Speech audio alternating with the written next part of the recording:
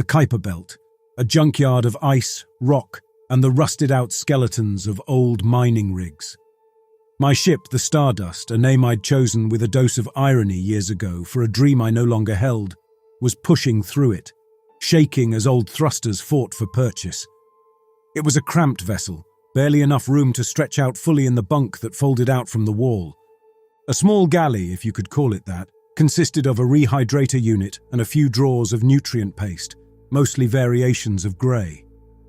My quarters were functional, not comfortable. This wasn't a pleasure cruise, and I, Captain David Ford, wasn't a pleasure cruiser. Not anymore. I stared out the viewport, watching the space junk drift by.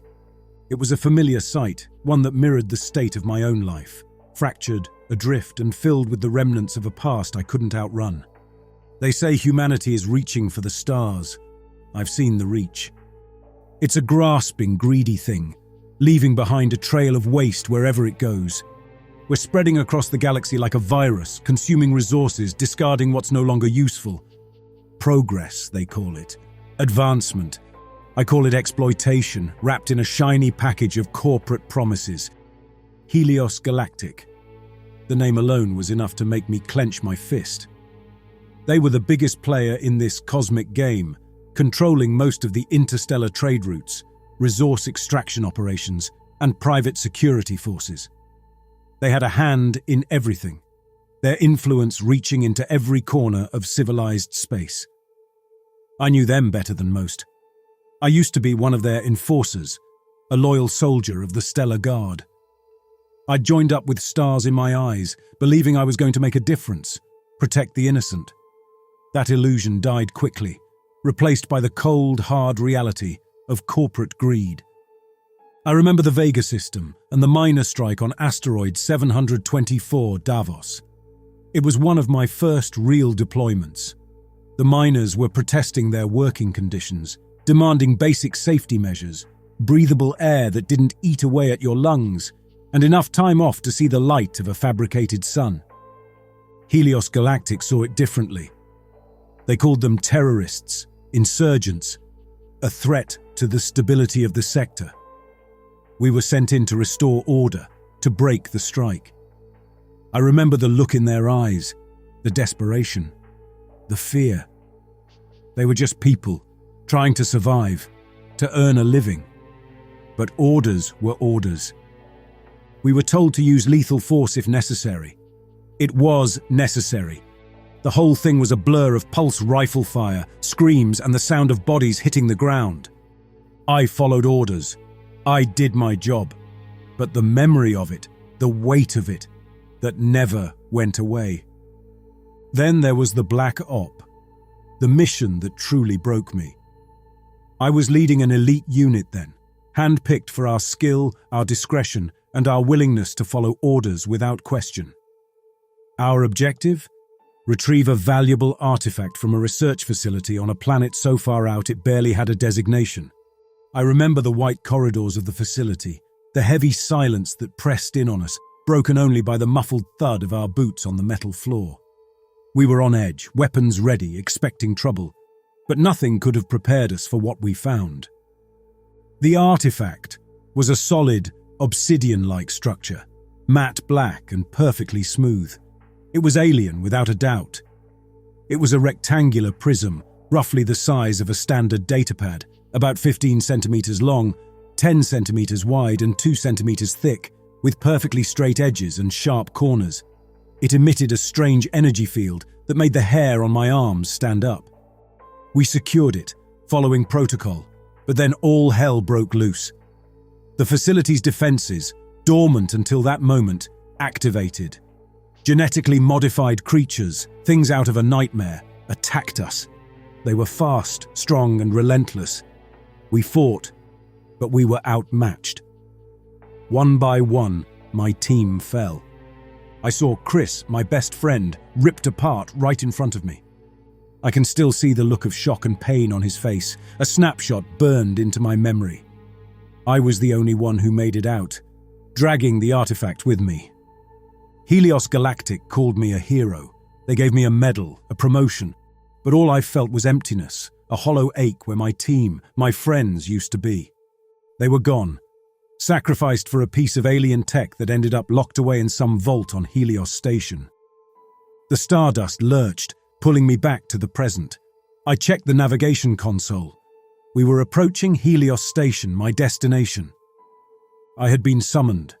A luxury star cruiser, the Celestial Empress, had disappeared in the dead orbit, and I was being pulled out of my forced retirement to lead the rescue mission.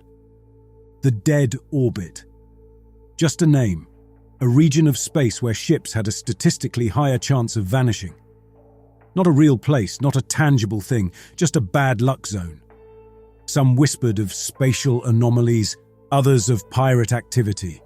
But the truth was, no one really knew. It was just another mystery in a galaxy full of them.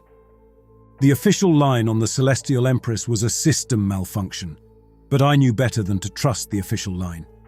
Helios Galactic always had its own agenda, its own secrets. The summons had come directly from Admiral Okoro, the head of the Stellar Guard. "Proceed to designated coordinates," the message had read, displayed on my console in stark, uncompromising text. "Investigate the Celestial Empress. Report findings. Maintain radio silence." It was accompanied by a list of names. My team. A few I recognized, veterans like Robert and Collins. Others were new, like Taylor, and one designated simply as Mitchell. The docking clamps engaged, securing the Stardust to Helios Station. I powered down the systems and headed for the airlock. The station was a monument to corporate power, a sprawling metropolis in the void.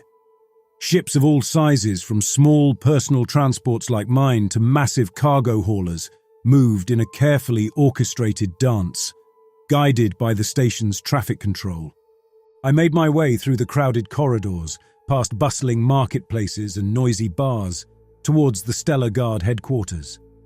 It was a utilitarian section of the station, all hard lines and polished metal. No room for comfort or aesthetics here. This was where the corporation's enforcers planned and prepared for their missions. My team was waiting for me in a briefing room. Robert, a mountain of a man with a shaved head, nodded in greeting. He was a veteran, a survivor of countless battles. He was also a man of few words, but his presence was always reassuring. Collins, younger, leaner, with a quick wit and an expertise in all things electronic, gave me a slight smile. Taylor, our medic, was quiet and observant, his eyes taking in everything around him. Then there was Mitchell, the demolitions expert, barely old enough to shave, with a cocky grin that screamed inexperience. I gave them all a curt nod, taking my place at the head of the table. A holographic projection of the Celestial Empress appeared in the center of the room, displaying its sleek lines and luxurious design. "All right," I said. "Here's the situation. The Celestial Empress, a luxury liner, disappeared 3 days ago in the dead orbit. Our job is to find it, assess the situation, and rescue any survivors." I paused, letting my gaze sweep over them.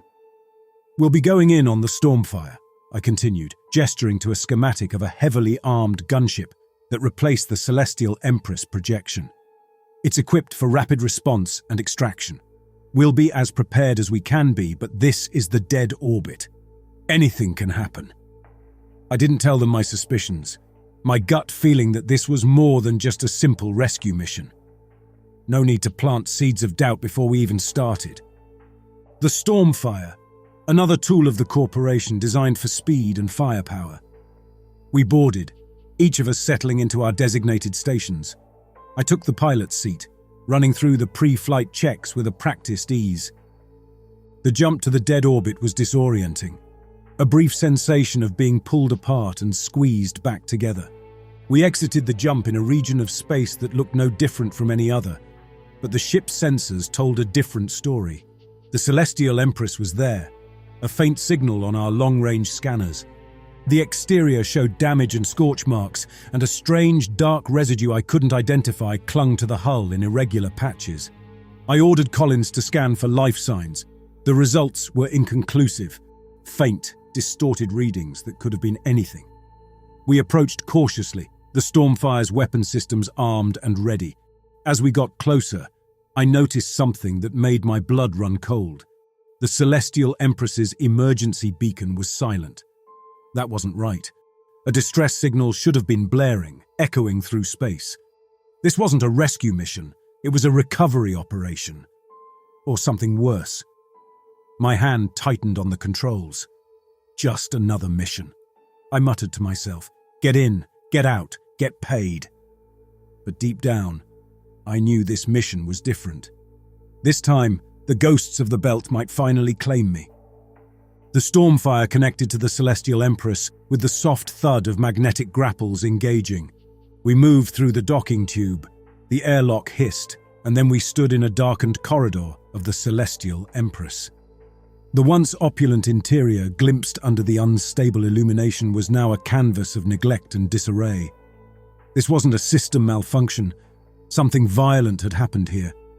I led the way, pulse rifle raised, sweeping the corridor ahead.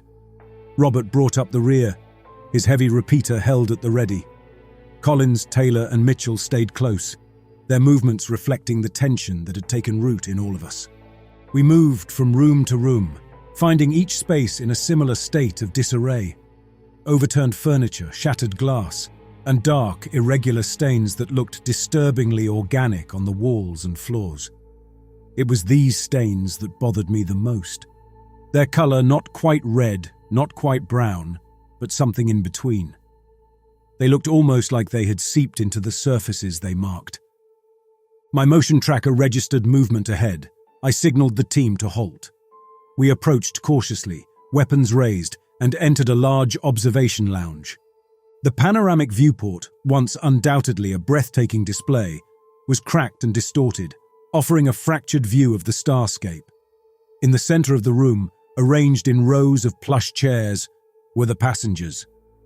They were slumped forward, motionless, but their chests rose and fell with shallow breaths. They were alive.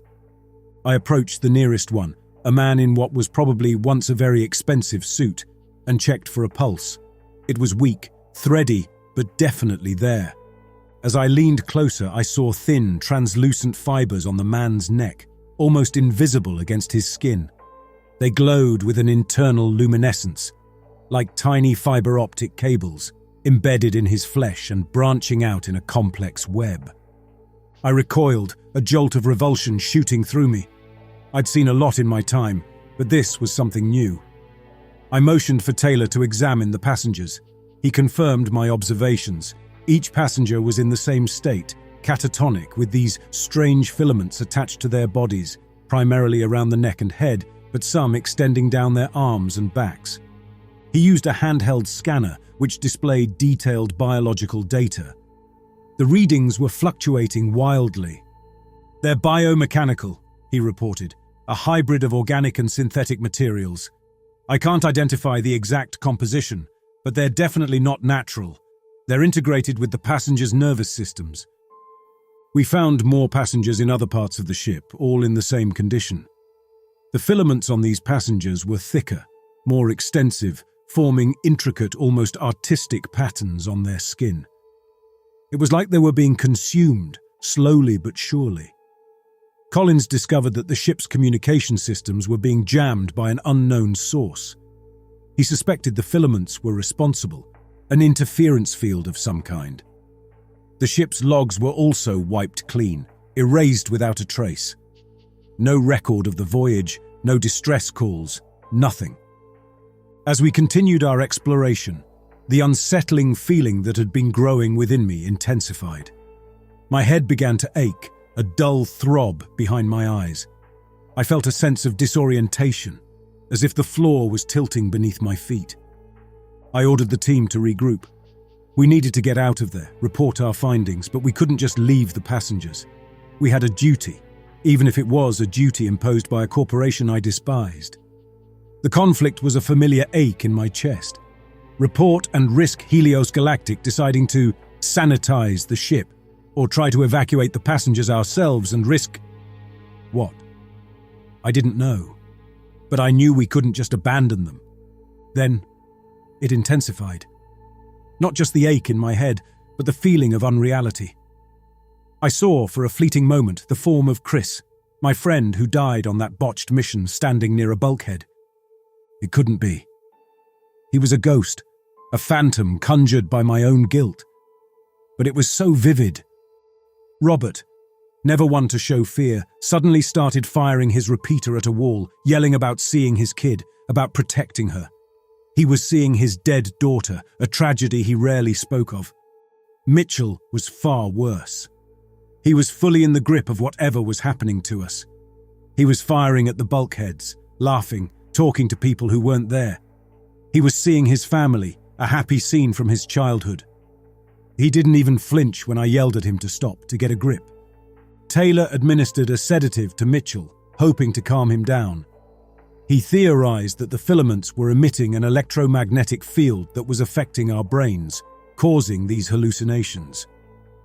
Collins, seemingly less affected, managed to send a fragmented message to the Stormfire, a request for immediate extraction.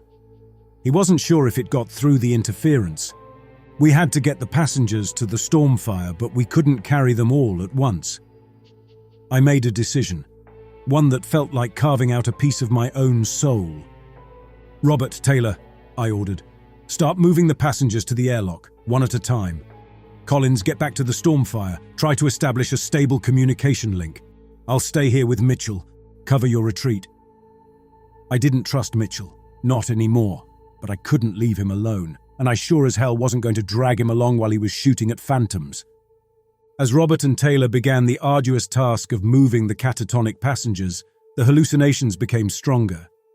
I saw my dead team, more clearly now, standing around me, their accusing eyes boring into me. They were mangled, torn and bloody, just as they had been in those final moments on the mission.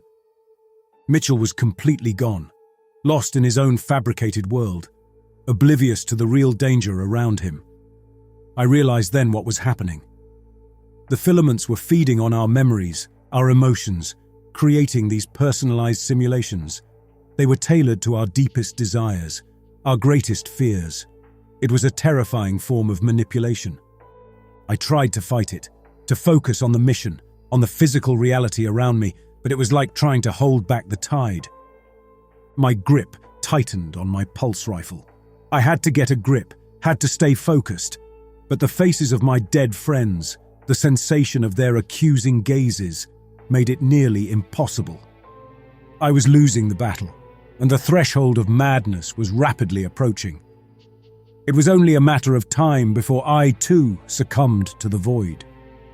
One moment I was on the Celestial Empress, pulse rifle in hand. The next I was back on that doomed mission, the one that had cost me everything. But this time, it was different. I was in control, making the right calls, anticipating every move. I was saving my team. We were moving through the facility with precision, a well-oiled machine. We reached the artifact, secured it, and this time there was no ambush. No genetically modified horrors. We were going to make it out. We were going to be heroes. The adrenaline surged, a feeling I hadn't experienced in years. The camaraderie, the banter with my team, it felt so real. I felt alive, truly alive, for the first time since that day. But even in this perfect, fabricated reality, there were cracks. I'd catch glimpses of the Celestial Empress's corridors superimposed over the white walls of the research facility. I'd see the filaments on my team's necks, a stark contrast to their otherwise pristine combat suits. These intrusions were fleeting, easily dismissed, but they were there, a constant, nagging reminder that this wasn't real. Back on the Celestial Empress, Robert was lost in his own personal heaven. He was with his daughter, playing in a park bathed in the warm glow of a fabricated sun. He was laughing, pushing her on a swing, the sound of her delighted squeals filling the air. He felt a peace he hadn't felt since she had passed. He didn't want to leave. He couldn't leave. Taylor, meanwhile, was in a laboratory, surrounded by advanced equipment. He was on the verge of a breakthrough, a cure for a rare disease. He was driven, focused, fueled by a desire to make a difference, to leave his mark on the world. It was a noble pursuit, a worthy dream, but it was just as much a prison as Robert's idyllic park. Collins, back on the Stormfire, was the only one still fighting, still resisting the pull of the simulations. He was experiencing minor distortions, objects shifting slightly, lights changing intensity unexpectedly, but he was able to maintain his focus. He was desperately trying to bypass the interference, to establish a stable communication link with Helios Station. He knew that if he succumbed, we were all doomed. He had managed to get a fragmented distress signal out, but he had no way of knowing if it had been received. The nature of the simulated realities became clearer to me with each passing moment. They weren't just random fantasies. They were meticulously crafted scenarios, designed to exploit our deepest desires and fears. They were traps, baited with our own weaknesses, designed to keep us docile and compliant. I saw how the filaments were manipulating my emotions, amplifying my guilt, my regret, my longing for redemption. They were offering me a chance to rewrite my past, to be the hero I had failed to be, but it was a lie, a gilded cage. I started to fight back, to resist the pull of the simulation. I tried to focus on the present, on the real celestial empress, on the danger we were in. But it was like trying to swim against a raging current. The fabricated reality was too strong, too seductive. I clung to the memories of the real world, the cold, hard reality of the derelict ship, the catatonic passengers, the threat of the filaments. I had to get back. I had to escape. Then the simulation shifted. I was no longer on the mission. I was on the Stardust, my own ship, sitting in the pilot's seat, staring out at the stars. And I wasn't alone. Chris was there, standing beside me, just as he used to. He was alive. He started talking to me, telling me it wasn't my fault, that I'd done everything I could. He said he was proud of me. I wanted to believe him so badly. But I knew it wasn't real. I knew he was dead, that he had died because of my failure. "You're a lie," I said. "A fabrication of those damn filaments." Chris didn't deny it. He admitted he wasn't real, but he said he could be. He told me I could stay here in this simulated reality forever. I could be with my team again. I could be happy.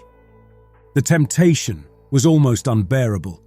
To escape the guilt, the pain, the loneliness, to be forgiven, to forgive myself. But a part of me, a small stubborn ember of my true self, refused to give in. I knew the price of this fabricated happiness. It would cost me my identity, my memories, my very soul. I would become nothing more than a puppet, a vessel for the alien entity that controlled the filaments. "No," I said, the word a ragged gasp. "I won't let you do this to me." My rejection of the simulation had an immediate effect. The fabricated reality began to dissolve, the image of Chris fading. I was back on the Celestial Empress in the observation lounge. Robert and Taylor were too far gone. Robert was still lost in his hallucination, firing his weapon at nothing. Taylor was huddled in a corner, muttering to himself, lost in his scientific pursuits. I tried to snap Robert and Taylor out of it, but they were beyond reach. They didn't recognize me, saw me as a threat, another figment of the distorted reality. Time was running out. The filaments were getting stronger, their influence more pervasive. I knew I couldn't save them. Not Robert, not Taylor, not the passengers they were supposed to be rescuing. I had to save myself. I had to get to the Stormfire. I fought my way through the ship, battling the remnants of my own hallucinations and the increasingly aggressive physical manifestations of the filaments. They were no longer just passive neural interfaces. They were actively trying to stop me, lashing out, trying to ensnare me. I reached the airlock, but the controls were damaged, unresponsive. I was trapped. Then I heard Collins's voice, coming through the comms. He had managed to establish a weak link. He said he could override the airlock controls, but he needed time. I just had to hold on. I fought to buy him that time, using my pulse rifle to keep the filaments at bay. They were everywhere now, coming from the walls, the ceiling, the floor. I was running low on energy cells, exhausted and injured. Just as I felt I was about to be overwhelmed, the airlock doors opened. Collins stood there, in the doorway of the Stormfire, holding the neural scrambler. He activated it, and a wave of energy pulsed through the airlock. The filaments recoiled, their attack ceasing abruptly. I stumbled into the Stormfire, collapsing onto the floor. Collins slammed the airlock controls shut, sealing us inside. We were safe for now, but the cost of our escape was etched on my soul. We left them behind. All of them. Their escape was my escape. And I would carry that weight, that failure, for the rest of my days. The Stormfire tore away from the Celestial Empress, leaving the cursed ship behind. I drifted in and out of consciousness, a haze of pain and exhaustion clouding my senses. My body felt like it had been put through a meat grinder. Collins, thankfully, was in better shape. He managed to stabilize me, applying a biofoam patch to my most severe wound, a deep gash on my side where a filament had pierced my armor. He administered a painkiller, a welcome relief that dulled the throbbing agony, but also made my thoughts sluggish and disjointed. We initiated the jump back to Helios Station. The journey was a blur, a distorted kaleidoscope of light and sensation. I remember flashes: Collins's worried face, the ship's interior, the distant throbbing pain in my body. When we finally arrived, the station's medical team, clad in full hazmat suits, swarmed us. I was strapped to a stretcher and rushed to the medical bay. I spent what felt like an eternity in that medical bay. Days blurred into nights, marked only by the changing shifts of medical personnel and the beeping of machines. They performed surgery, removing the remaining fragments of the filaments from my body. They were thorough, meticulous, but they couldn't erase the damage, the physical and mental scars that now marked me. Eventually, I was deemed stable enough for debriefing. They moved me to a windowless room, where I was confronted by a panel of Helios Galactic executives and Stellar Guard officers. Admiral Okoro was among them. They wanted a full report, every detail of what had happened on the Celestial Empress. I told them everything, holding nothing back, except for my personal encounter with Chris in the simulation. That was something I kept to myself, a secret too personal, too painful to share. I described the filaments, their ability to induce hallucinations, the desperate escape, and how I had to leave Robert, Taylor, and Mitchell behind with the passengers. They listened intently, their expressions unreadable. They asked pointed questions, probing for any information that might be of use to them. It was clear they were particularly interested in the filament's ability to create simulated realities. I could see the calculations in their eyes, the cold corporate assessment of potential applications. They didn't care about the lives lost, the horror we had experienced. They saw only opportunity, a new technology to be exploited, weaponized, or perhaps marketed as the ultimate escape. They told me my report would be classified, top secret. I was ordered not to speak of the Celestial Empress incident to anyone. Then came the part that chilled me to the bone. They revealed that a second, much larger and better equipped rescue team had been dispatched to the Celestial Empress's last known coordinates shortly after our own disastrous mission. But they found nothing. The ship was gone, vanished without a trace. It was as if it had simply ceased to exist. Admiral Okoro stated it plainly, his voice devoid of any emotion. The Celestial Empress is considered lost with all hands. The news hit me hard. It meant that Robert, Taylor, and Mitchell, along with all the passengers, were not simply dead, but adrift in the vast emptiness of space, trapped in their fabricated realities, forever caught in the grip of those alien filaments. I imagined the Celestial Empress, a ghost ship sailing through the cosmos, its inhabitants lost in their simulated dreams, unaware of their fate, while the filaments continued to feed on their minds, their memories, their very essence. They offered me compensation, a generous sum of money, a promotion, and a comfortable desk job, far away from any danger. A gilded cage designed to keep me quiet and compliant. I was disgusted, but I also knew I had no real choice. I was a tool, a disposable asset, just as I had always been. I accepted their offer. I was discharged from the Stellar Guard with an honorable mention, a meaningless accolade that did nothing to soothe the turmoil within me. They gave me a new identity, a new life on a remote colony, far from the heart of Helios Galactic's operations. A fresh start, they called it. But it felt more like exile, a way to bury me and the truth of what happened on the Celestial Empress. I tried to adjust to my new life, to the mundane routine of a civilian existence. But the memories haunted me. Now they were not just memories of a failed mission, but visions of a ghost ship, forever adrift. I saw the faces of Robert, Taylor, and Mitchell, not in their final moments of terror, but trapped in their fabricated realities, blissfully unaware. The money they gave me felt tainted, blood money earned through silence. I couldn't bring myself to spend it on frivolous things. Instead, I started digging, using my new identity to access restricted databases, searching for information about the dead orbit, about other incidents that might have been covered up. I needed to understand what we had encountered on that ship. I needed answers, not for them, but for myself. My investigation revealed a disturbing pattern. The dead orbit was more than just a statistical anomaly.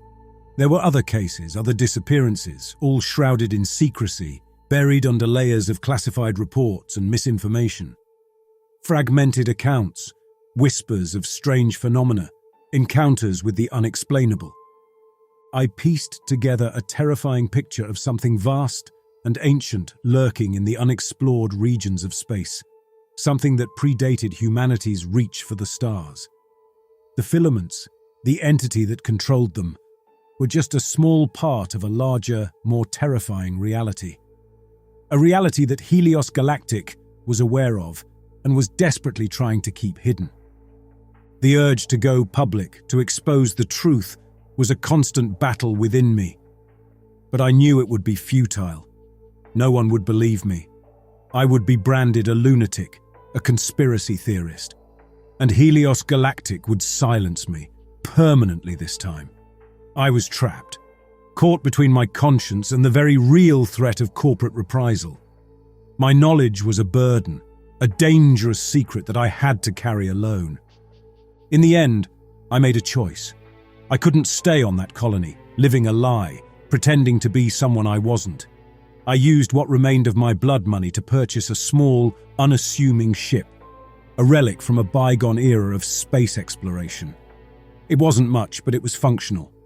I stocked it with supplies enough to last me for a while and set a course for the Outer Rim, the uncharted territories beyond Helios Galactic's reach.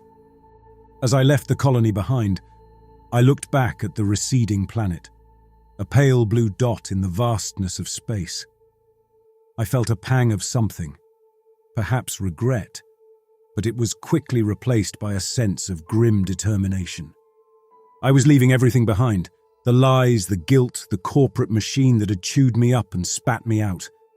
But I was also leaving behind any chance of a normal life, of peace. I was alone now, truly alone, with only the ghosts of my past for company. And now, those ghosts were not just memories, but a haunting vision of a lost ship drifting endlessly through the void. I activated the jump drive, the stars blurring into streaks of light as my ship hurtled into the unknown. I had no destination in mind, no grand plan. Just a desperate hope that somewhere out there, beyond the reach of corporations and their secrets, I could find something worth fighting for, something worth surviving for. Even if it was just a reason to keep going, a reason to not succumb to the darkness that threatened to consume me. I owed that much to the lost souls aboard the Celestial Empress, forever trapped in their gilded cages between the stars. And perhaps in the vast emptiness of space, I could finally find a measure of peace, a way to atone for the price of my survival.